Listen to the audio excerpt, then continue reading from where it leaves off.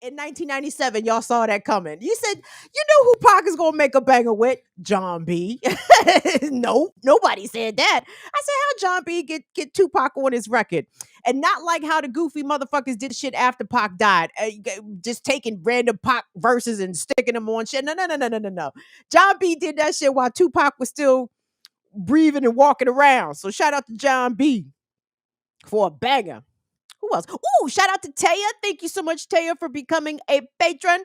We appreciate that. Thank you so much to Hunter and to Camille as well. So yeah, patreon.com/BIDWKB. My apologies for going on a tangent. let me refocus and get my stuff together here. Who just ran us? Who just became Rianne. Thank you, Rianne. Thank you so much, baby. Thank you for your membership. We certainly appreciate it. So the next story, guys, that I have comes from Ursula Baptiste, and I appreciate Ursula being on top of the things happening here stateside in the U.S. And this is a story that just blew my mind once I had a chance to really dig into it. So if you could pop up the article for me, Will. Woo, you guys settle in because this is a doozy right here, and it is another example of what the amazing people at Operation Stop Child Protective Services, Operation Stop CPS, the great and amazing Amanda Williams, who does Operation Stop CPS.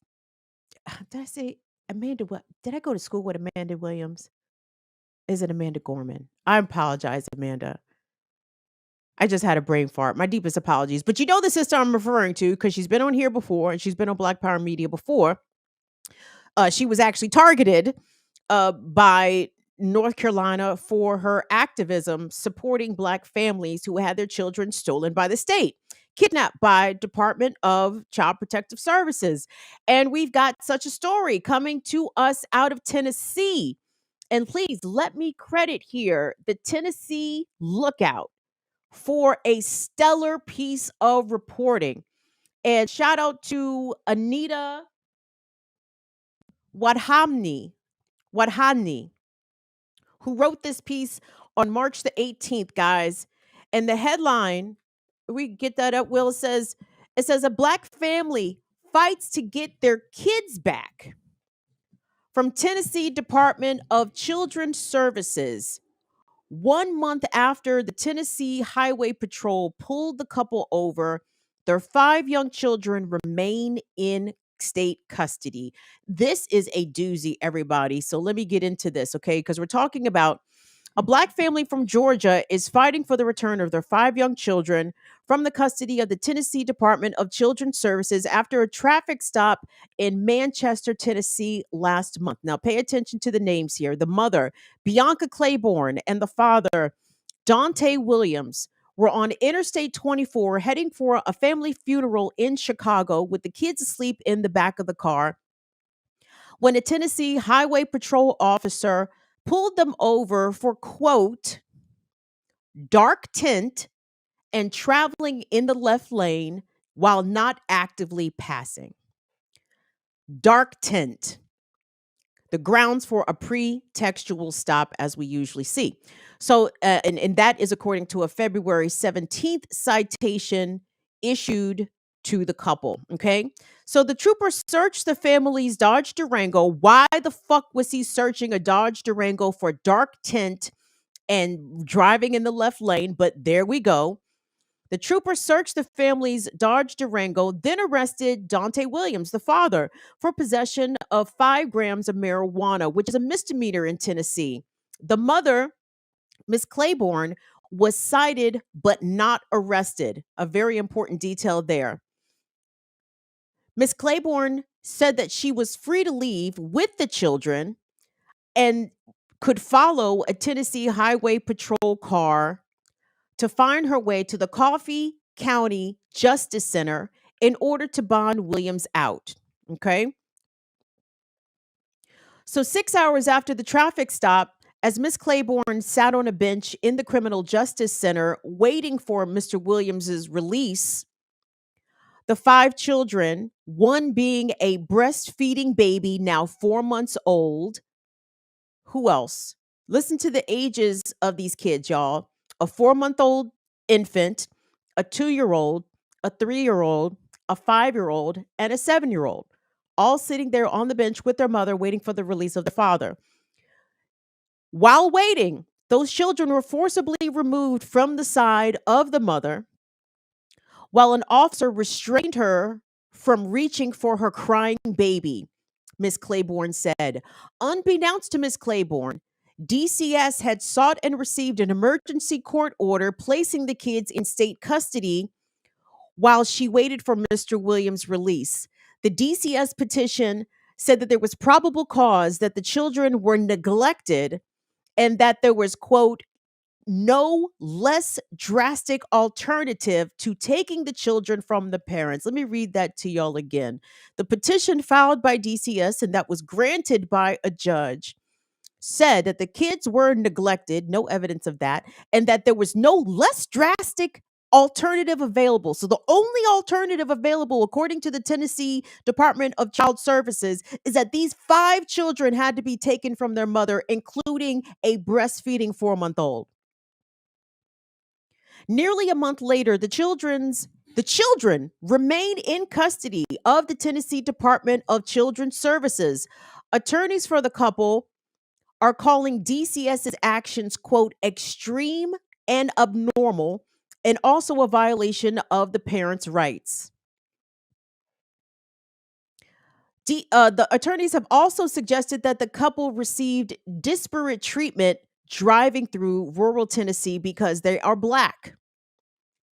And then this piece goes on to quote the lawyer saying, of course, if they looked different, they would probably not have been pulled over, or if they hadn't been pulled over at all, they just would have been cited and sent on their way.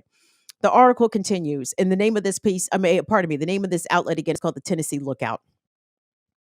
A Tennessee Lookout review of court records, Tennessee Highway Patrol citations, and DCS correspondence about the case raises questions about why the state agency aggressively pursued taking the children from their parents. DCS first got a referral from the Coffee County Jail that both parents had been arrested. Court records show that scenario would require for DCS to intervene to make sure that the children were cared for. But after responding to the call, the DCS caseworker discovered only the father had been arrested, court records said.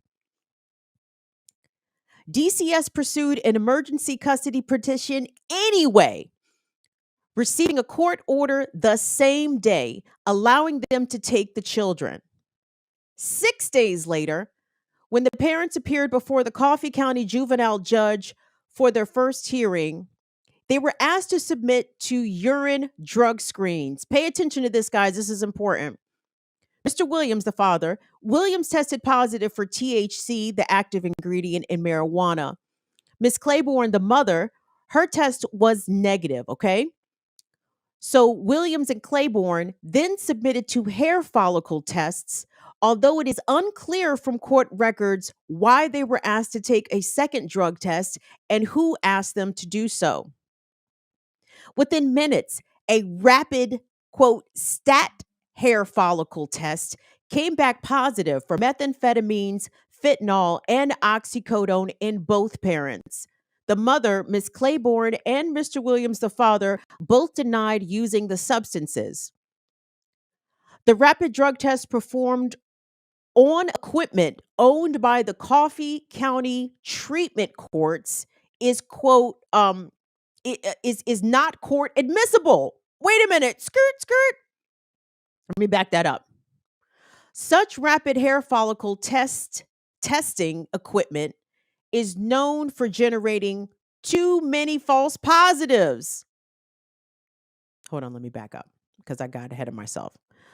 The rapid drug test performed on equipment owned by the Coffee County treatment courts, quote, is not court admissible, says Mike Lewis, who is the treatment court's administrator, said on Wednesday. Lewis is speaking generally about testing and not about this case specifically. Such rapid hair follicle testing equipment is known for generating, quote, too many false positives, said Greg Bowen, who is the owner of Nashville laboratory Relialab Test Incorporated, who is uninvolved in this case, but goes on to say, quote, the state should never be relying on instant results, he said, noting that the machines are typically operated by court staff and not trained laboratory technicians. Nevertheless, DCS used the results of the rapid hair follicle test as the basis to their amended petition that claimed that the children were not only neglected, but they were abused. Both parents submitted to urine and hair follicle tests.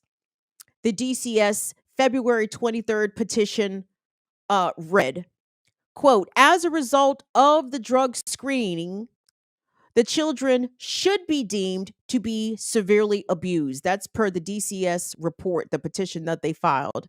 The judge agreed, issuing a temporary order that continues to keep the children in DCS custody. The parents now have retained a 3-member legal team and they return to court next week. Then they quote the family attorney, but I want you guys to hear something else before I turn you loose because I'm not looking at the chat right now. I can only imagine what the reaction in the chat is because this is abhorrent. I mean, how is this not kidnapping children and selling them down the river? Like, I don't know how else to put this. I hold on, look, because there was a piece of this that I didn't want to get up to. Okay, the mother, Miss Claiborne, said on Monday that she is traumatized by the events of the past month. Her children cry when they speak to them on the phone and grab onto her when she when she ends her visits with them in a foster care. Okay, the kids are in foster care and she's able to visit the children, but she says she's very traumatized. Miss Claiborne says that she has lost weight, she has trouble sleeping, and that she has suffered a panic attack last weekend that sent her to the emergency room. Most troubling, she said that, quote, I don't think I'm producing enough milk. She goes on to say, quote, the first night my chest was gorged. It was so painful, she said. Now it's to the point where I don't think I'm producing enough milk. There needs to be a connection obviously to her child. The father, Dante Williams, Mr. Williams owns his own trucking company, said that he's on the verge of bankruptcy as a result of the legal battle and the numerous trips to Tennessee to visit his children. Keep in mind, you guys, this family originates in Georgia. Mr. Williams says that he was furious that the state had, quote, kidnapped his children, an attitude that the DCS has since cited in limiting his access to his children because supervisors on the visit felt threatened. DCS emails reviewed by the Lookout said. In addition to claims of severe abuse, DCS's petition filed a week after the children were taken also say, quote, the children's made disclosures to them about the father being the weed man. Guys, hold on. I'm sorry. That's enough. No mas. I got to throw in the towel. I have to throw in the fucking towel. Let me drop this link if I'm able to in the chat and you guys can pick it up for yourselves. I am incandescent with rage. And everything that the good sis Amanda has told us about the Department of Child Services, doesn't matter what state it is, don't matter what part of the country it is, overwhelmingly, Black and brown children will be removed from their parents' custody for what? For what? I don't even know what to say. First of all, this is all Every single step of this is racism, from the highway stop for the dark tent and driving in the left lane without passing. Motherfucker, it's highway driving, dog. They pushing from Georgia, Chicago. They going to a funeral. They trying to get the fuck there. They got 5 kids in the back. What you talking about? They was driving in the left lane without passing. Oh, the tent was too dark. Then the pretextual stop to engage in a search of the vehicle, in which that's what these pretextual stops are all about, trying to find contraband, specifically on black and brown drivers. Possessions of small amounts of marijuana in Tennessee is a misdemeanor. Why was the man fucking arrested? Why was the father arrested for possession of 5 grams of weed?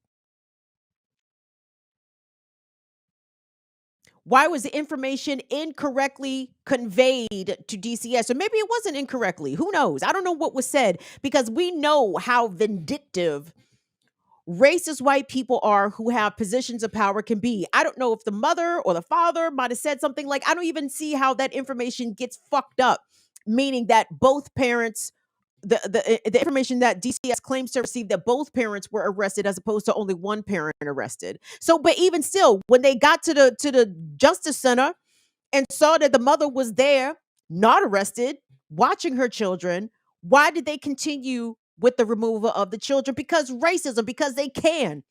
Because there's money in taking black children away from their parents. There is pleasure by racists in positions of power in dividing up black families, right? Like, a lot of this shit is kink. They do it because they love it. They liked it. They love to inflict misery on people in positions where they are vulnerable. And if those people are black and brown, ooh, even better. Ooh, we get to make black people miserable. Shit, we gonna double down on this shit. How can anyone with any sort of rational, critical thinking skills would think that it is cool or okay to take a 3-month-old infant who is breastfeeding away from their mother? And I am devastated to hear about how the parents are dealing with this, because this has got to be nothing but stress, time after time after time. Being away from your children, not knowing who is caring for them, the kind of care that they are receiving. Are they even safe? Y'all know this. These kids go into the foster care system and end up really abused and actually neglected by people that the state deemed to be adequate caretakers. And the state is not doing a good job of vetting some of these foster families. And I'm certain and there's no disrespect to my people in Tennessee, but the crackers run Tennessee, okay? These fucking podunk ass crackers, they're not worried about no standards or regulations, especially when it comes to our children. I am absolutely devastated for this family. I think I dropped the link in the chat. You guys can check it out. I do want to give credit to the Tennessee Lookout for doing an outstanding piece of journalism here. And that piece by the Lookout has actually caught the attention of some lawmakers, some state legislators there in Tennessee. In fact, a state senator representing the Memphis area, her name is London Lamar. We'll get that queued up for me if you could, bro. She stood up and actually made a statement about this specific case. And I was started looking at her timeline on Twitter, and she seems to be keeping tabs on this. And I want us to hear from her, and then I'll come back and tell you what her most recent update is about the status of these children. But let's hear from Tennessee State Senator London Lamar speaking about the theft, the kidnapping of 5 black children by the Tennessee Department of Children's Services. Let's take a look. I just want to take this moment of personal privilege to call out the Department of Children's Services and the Coffee County criminal justice system to release the children of Bianca Claiborne and Deontay Williams. Coffee County and the DCS basically took their children away from them for a misdemeanor charge because they possess weed. It is absolutely ridiculous when marijuana is illegal in about half the states in the country, that a black family got 5 of their children taken away, put into DCS as not doing a good job of taking care of the children they already have, and they won't give them their children back for a misdemeanor charge. I am demanding publicly that DCS give this family their children back. The Coffee County justice system was absolutely out of line for taking their children over a misdemeanor charge. I want to thank the Tennessee Lookout for exposing this story and making the public aware of how there was an overuse of power in this state to deprive a family of having their children. A woman who was breastfeeding, saying that she's a drug addict. A father with a trucking company accusing him of being a drug addict. It is absolutely ridiculous, and that's an overuse of power. DCS, Coffee County, y'all need to do the right thing before the situation gets worse, and we have a nation of people coming to the rescue of this black family. Give them their children back is borderline discrimination, because if this was any other family, as the attorney said, we don't even think this would be the outcome.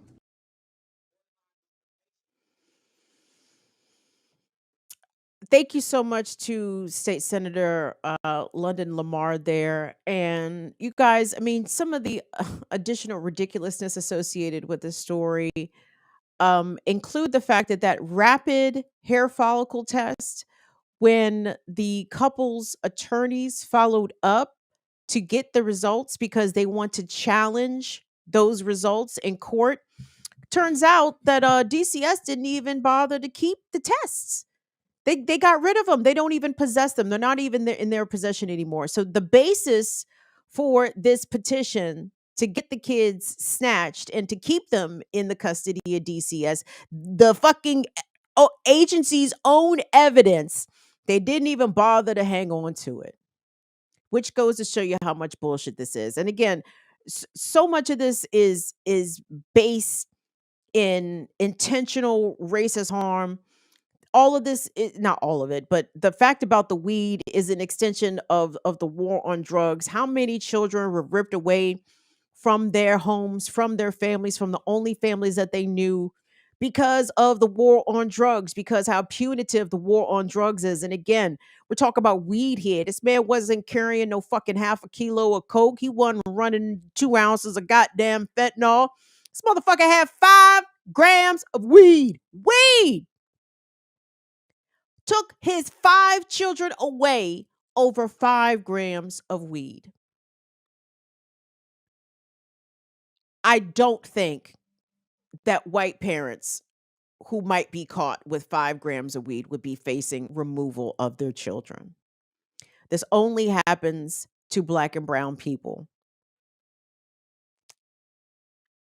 I know that's a very broad statement, but it seems to be the case. I know that there are instances, obviously, in which white people do get their children taken, but it just seems as though the threshold, the standard for taking black children away from their homes is just so much lower.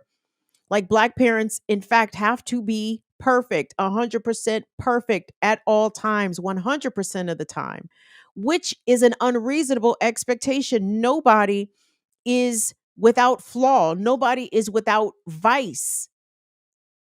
But only black parents, mainly black parents, are being held to this ridiculous standard and facing the most extreme of consequences of having their children taken from them. This is a kidnapping, period, point blank.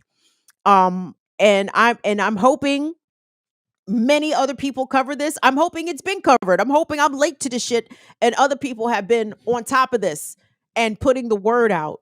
But I'm not exactly sure in which ways we can assist Miss Claiborne and Mr. Williams. But if anybody knows, please let us know. Maybe we could talk about this tomorrow on Black Power Media. The BPM chat seems to know shit.